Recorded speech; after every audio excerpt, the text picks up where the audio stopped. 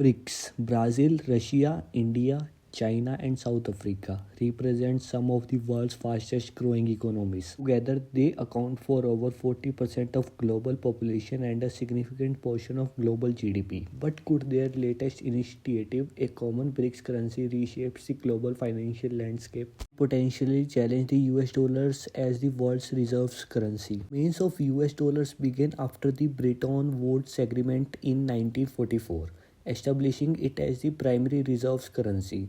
However, in recent years, BRICS nations have sought to reduce their dependence on the dollars due to concerns over US monetary policies. Geopolitical tensions. In response, BRICS nations proposed the idea of unified currency to foster economic independence and strengthen trade relations with the bloc. BRIC currency could take various forms: a traditional currency, a digital one like central bank digital currency, or a basket of national currencies similar to the IMF special drawing rights.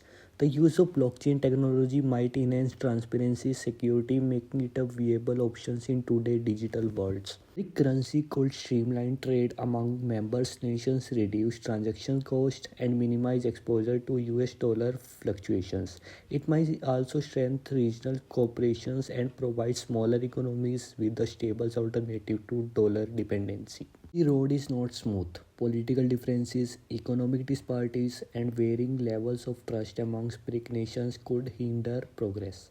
Additionally, gaining global acceptance for a new currency is no small feat. The US dollar's entrenched the role in global trade and reserves presents a formidable challenge. It replaced the US dollars. While it unlikely the BRIC currency will dethrone the US dollars overnight, it could gradually reduce the dollar dominance in regional trade.